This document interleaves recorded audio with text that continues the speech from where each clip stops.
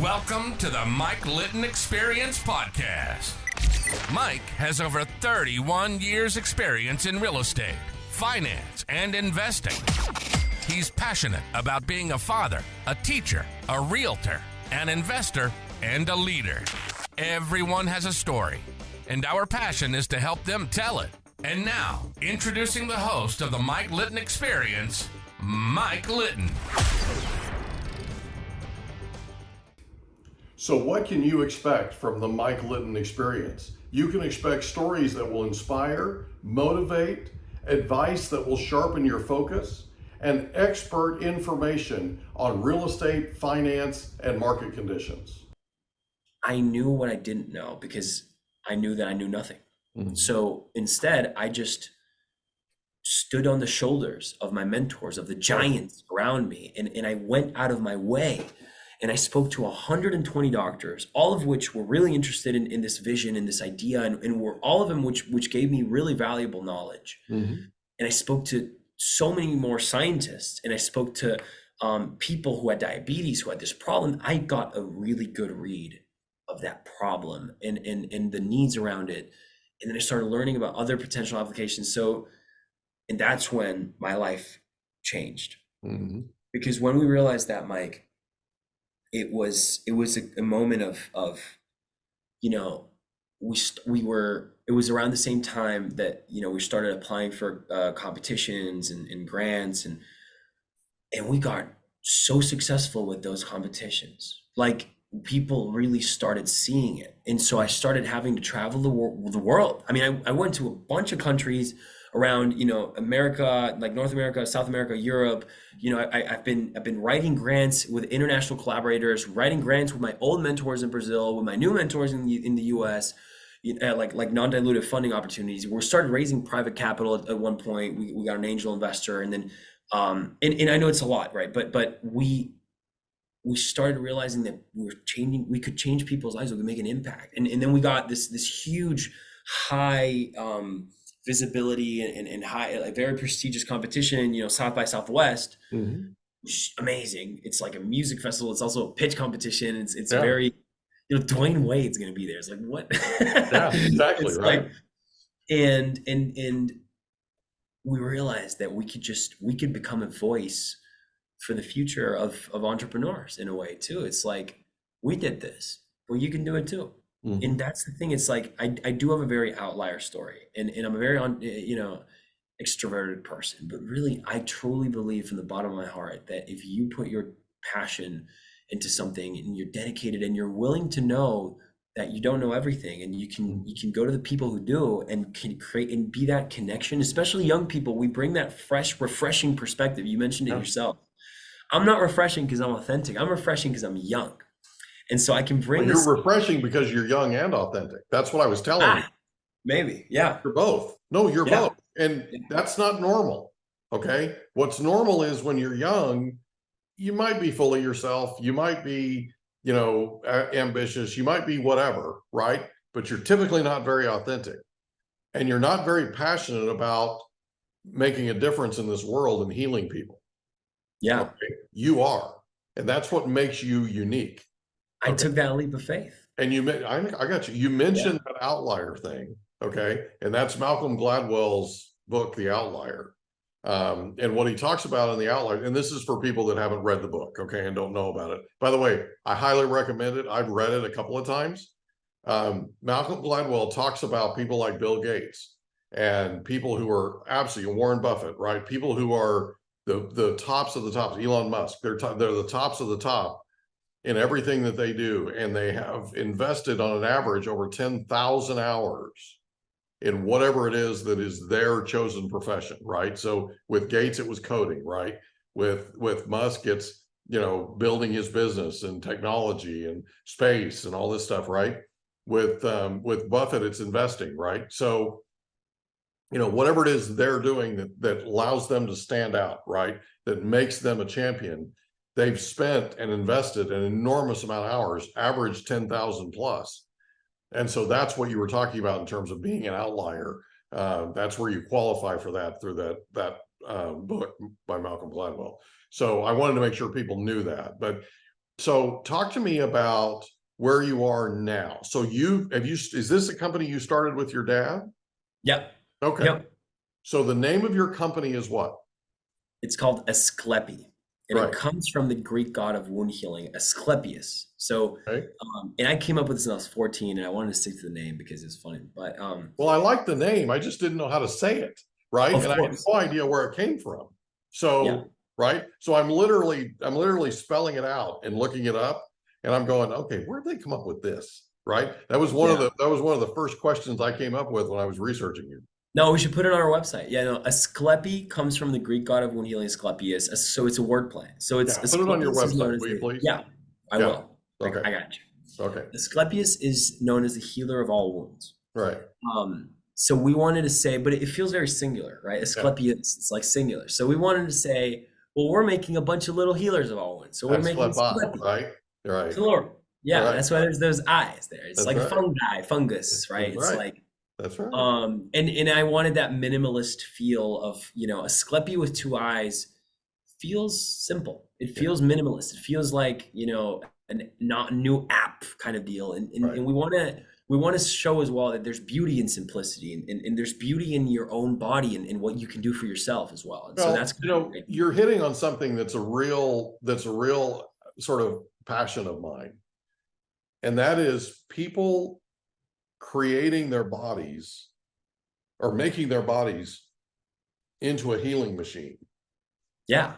And the way you do that is you use your physical body. It could be walking, it could be running, it could be lifting weights, it could be anything, right?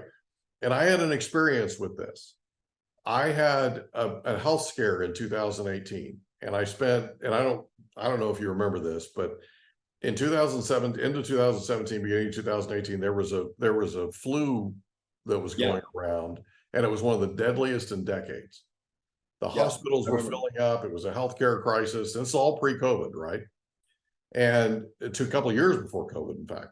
And I got it with both barrels. I was on a plane on the tarmac in Dallas, waiting to take off to come back to San Diego. I was on a trip from Tampa, and this 10-year-old girl vomited all over me. And she had it, and I knew I was going to get it, right? And I did. I was down with a fever for 6 days straight. It was brutal.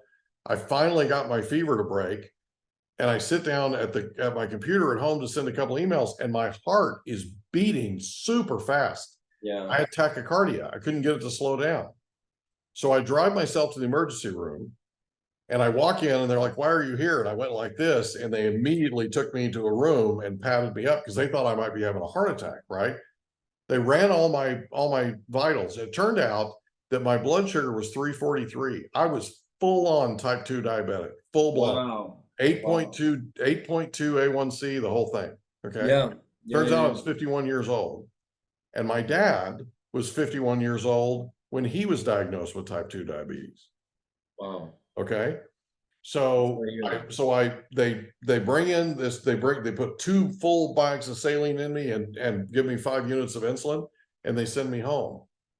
And I go home, and then my heartbeat ramps back up the next day to 135 beats a minute.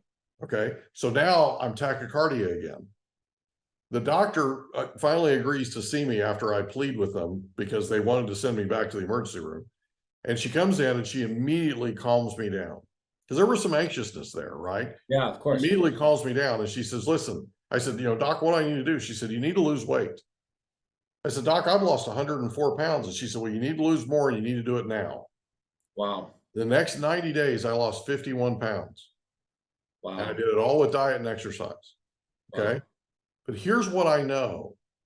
I know for a fact that when I would lift weights on a regular basis, when I would lift weights regularly, I never got sick, not even a sniffle. Okay. Yeah. And so I went to the doctor and I said, "Look, doc, I got to get back in the weight room. You're telling me that because of type 2 diabetes, my immune system is compromised. I got to get back in the gym. It's the only place on the planet that I know of where I can build my immune resistance back up, my healing capability." Okay. Yeah. And so she made a deal with me. She was sitting there in the room, and my wife was sitting there. She looked at my wife like, "Who is this guy?" And my wife looked at her and said, he's a thoroughbred. Yeah. Okay. Have you ever been to the horse races where they put them in the chute and the thoroughbreds jumping sideways because they're ready to go and they end up hurting themselves because they don't open the chute fast enough? Okay. Yeah. That's what she was trying to explain. She's like, you got to give him enough rein. You got to let him out of the chute. So she says, I'll make a deal with you. Go lift half of what you used to lift, and you can go to the gym, you can work out, you can do as much as you want, but you cannot be out in there straining because of your heart. Because my heart was still beating too fast and they were trying to get the heart rate down. So here's what I know. I know that if you work hard enough at your health, okay, in other words, using your physical body, if you work hard enough at your exercise and your diet, should say diet and exercise, but if you work hard enough at those two things, you can create a body that heals itself. Now, absolutely, it's not what you're talking about, okay? Not even to a remote extent, but we are literally every day fighting off disease. You know that. Yeah. Our immune system is constantly fighting germs and constantly fighting infection and constantly, right? It's a defense mechanism. We're a defense mechanism. Absolutely. Okay. For you to be able to go and grab those cells and then turn around and grow them and then use that to heal, to help enable the body to heal wounds, what you're basically doing is turning somebody into a superhuman healing machine. Yeah, in a way. That's amazing, man. And it's right in line with what I believe we have as a capability as a human being. Oh, we do. Our body's amazing. Oh, you'd be surprised. I mean, and you have been. Yeah, no. So, and I'll tell you, one of the biggest issues really is compliance with patients. And if you're out there, one of the biggest things is really it's trusting your doctor, and it's trusting your own ability to heal. Diet and exercise go a very long way. And that's the problem. That's why there's so many people who suffer with diabetes and who suffer with amputation and death. I mean, so diabetes causes what we call neuropathy, which just means it gets in the way of your nerves and how you feel things, especially in your limbs. It also causes reduced blood flow. In fact, I can actually take a skin sample of a healthy person versus a diabetic person, and I can analyze them, and I can actually find the diabetic people actually have 50%, half of the vasculature that a healthy person does.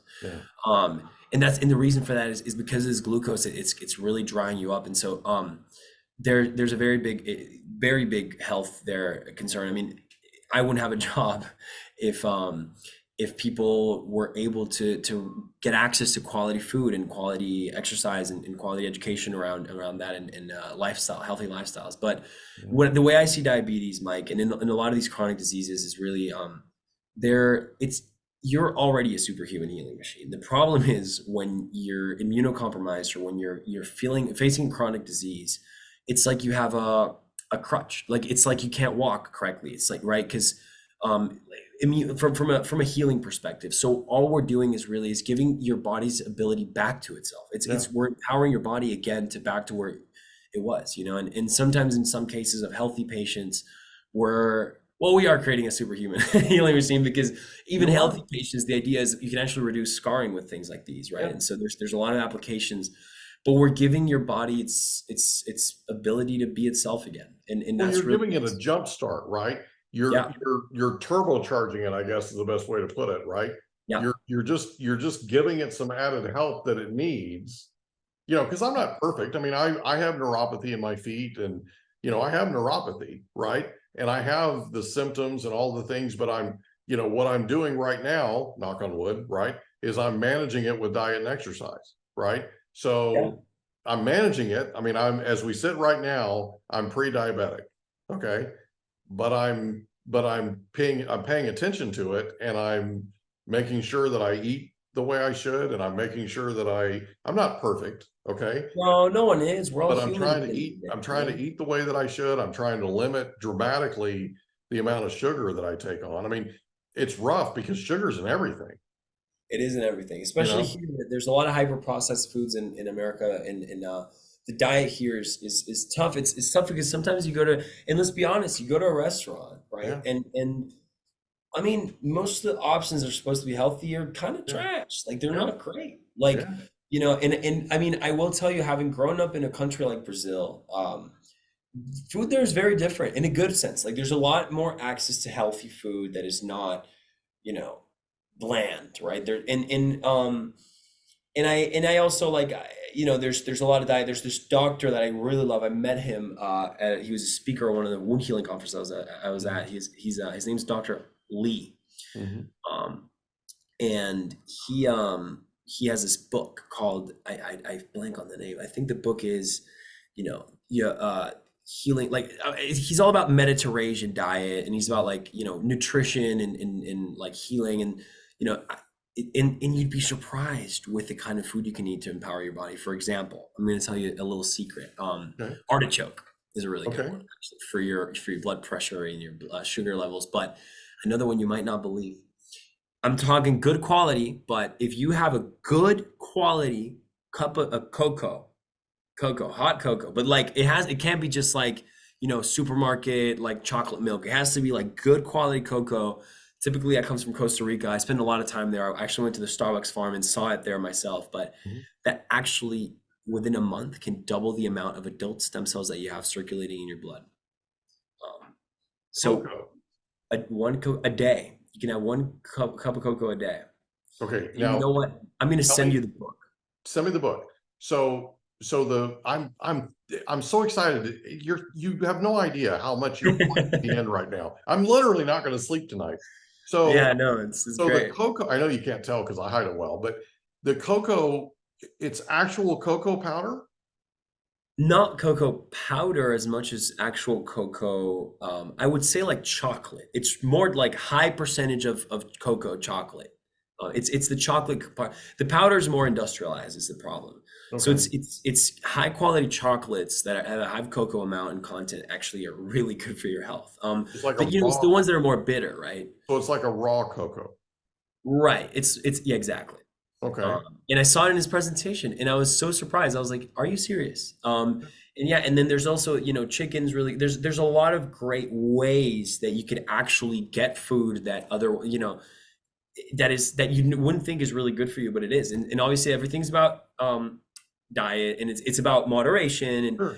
but look, I'm gonna send you this book. It is a really interesting read. He is a world-renowned like physician. He spoke at the wound healing conference that I've been in. I mean, with all the top wound healing physicians in America, and he's a well-respected guy. He's part of like 130 FDA trials, like like ongoing at the same time.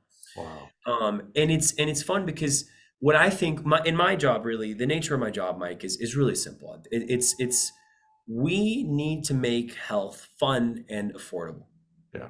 We need to make health something that you can see, you can feel. And similarly, as an entrepreneur, my job is to make innovation the same thing. It's like, look, if there's one thing you learned today Mhm. from my entire talk, it's like an hour talk, is if you knew what a scaffold was, if that's all you learned, like Yeah. a scaffold is the mesh that knits Yeah. your cells together, Yeah. then I'm happy, because my goal is to educate, my goal is to inspire, my goal is to show you that like those, Elon Musk types of entrepreneurs that are so nebulous, and you don't really know how they got there, and you're like, they're a genius. And don't get me wrong, it takes a lot of effort. It's just 10,000 hours are a real thing, but It is. anyone can. You can really dedicate yourself to a passion. If you're passionate, it's about how bad you want it. Yeah. It's not about, and I like entrepreneurship because it's not about who you are, it's not about where you're from, it's about how bad you want it. It's about what you deliver.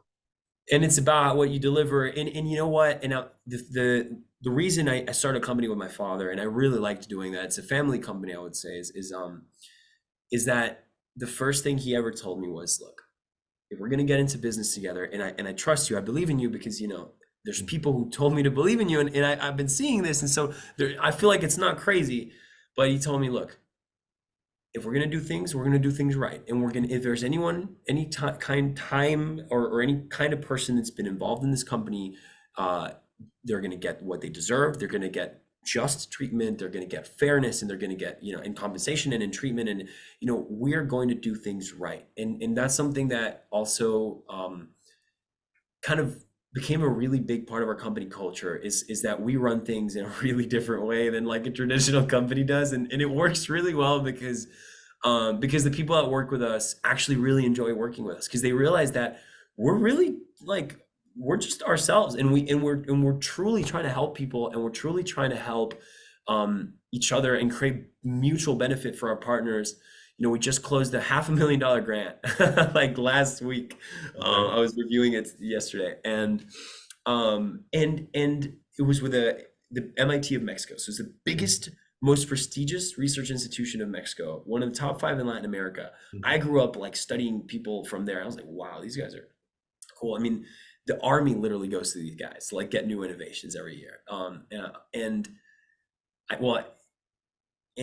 go to we write the grant, and I start working. I reached out to physicians there, and I said, look, I want to work with you guys because you guys have access to a lot of diabetic patients and a lot of hospital infrastructure, and you need it because they're treating wounds with water and bleach, just like back in Brazil. And and they were like, all right, like, why would we work with you versus everyone else that comes to us? And I'm like, well, you wouldn't. Like, I honestly, if you have someone else going to you, chances are they're probably really good. Like, I don't know why you'd work with us. And I mean, obviously, it wasn't like that. We brought them some data and some cool angles, but really, I told them, look, like, your chances are you're best off working with someone who can give you a hefty upfront payment and who's, and they said, no, you know what? We want to work with you because you're honest about it, and because, those, $1 million R&D budgets are great, but the problem is that they're slow, and most importantly, they're not driven by the same metrics and the same goals that we are. I mean, we are really truly driven by like helping people and by creating positive impact. And we're I mean, I'm the CEO, but I'm hands-on, and I just got back from the lab like an hour ago. Right. It's like, we're doing it. We're a small company, so we everyone does everything. And that's a really big value that we bring as well, is that we have our head in the right place, and I like that a lot about us as well. It's been a really. Where's your lab located? Cleveland, Ohio. Okay, right? So you're in Cleveland now? I'm in Cleveland. We have one in Mexico as well now. Okay, that's cool. We might be opening one in Spain, but we don't know. So my son dated a girl who he's not dating anymore. They just decided to stay friends. But she works in stem cell research. No kidding. In the Bay Area. Oh, and wow. She was telling us about what she does, and it's fascinating. And she's going back to school so that she can run her own research projects, right? Like apply for her own grants and run her own lab. Yeah. She wants to be her own principal. I should introduce you guys. Yeah, I'm happy to. I'm actually, it's fun. I became my own research leader at a very young age because of this mission, and I'm happy to. I love talking to people, especially in the field. Happy to connect. It's funny because all of the mentors who used to be my bosses and who used to be my lab directors are now my collaborators. Like, now I have my own lab. It's like, and it's, I cracked the code that's really nice because to them, I serve as actually a link between industry and academia, and it works both ways. Both industry and academia can help. And the thing is that they don't need to work with all these huge universities, or no, they can just work with me, and I can make the decision, and I can work out with the university and then work out with industry. But they're dealing with one simple guy, right, and one simple company, which makes it really easy and great. So happy to talk to it. Yeah. Absolutely. Wow, man, this has been so much fun. I could talk to you for a week. Oh yeah, no, I could talk about myself for hours. I have enjoyed this so much. I cannot thank you enough. I knew that I was going to have a good time, but this far exceeded all my expectations, and you exceeded all my expectations. I'm so glad we had a chance to meet, and I feel absolutely blessed that I had an opportunity to meet you and spend time with you. Oh wow, no, and if I can ever help you in any way, please reach out. And likewise, similarly, if you ever have any questions about diabetes, I'll give you my phone number. You can just ask me or anything, That'd be awesome. But and I really appreciate your time. I appreciate the opportunity for me to actually kind of speak my voice in favor of people who are actually trying to do something impactful and that are focused on making impact and helping people. I mean, there's a lot of value, and if there's one thing that I could even like close it with saying is that be yourself and make an effort to help. Like, if there's a lot of value that is not really sold, it's undersold how important trying to be genuine and helping people can really get you. And I've gone to these beautiful places. I mean, that's the history of your life, right? Yeah. Yep. Absolutely. That's so cool, man. And I cannot tell you how many people you've inspired and motivated today. I mean, oh, I hope. we're going to take this thing worldwide, and I'm so excited for people to hear this episode. I really absolutely. I'm so glad we had a chance to meet, man.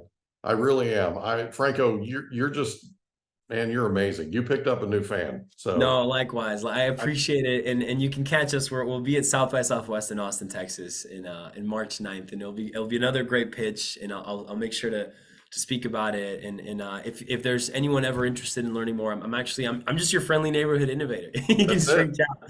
So I'm going to put a link to your website on your description so people can reach out to you. Is that the best way? Yeah. Or my LinkedIn. Yeah. Both.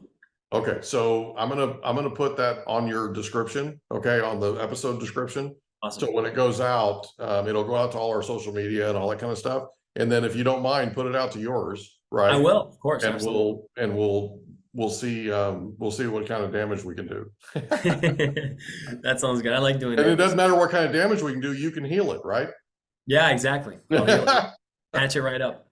Thank you, buddy. I sure appreciate you. I cannot thank you enough for being our guest on the Mike Litton Experience. Great to meet you, Mike. It was great. We hope you enjoyed another episode of the Mike Litton Experience. If you did, do us a favor, smash that subscribe button, tell your friends, family, and coworkers about our program, and wherever you get your podcasts, please leave us a rating. It helps us to connect with quality people just like you. And that's a wrap. Another episode of the Mike Litton Experience in the books. Reach out to Mike on Instagram at Litton Realty. Want to meet with Mike? Check out calendly.com/Rio760.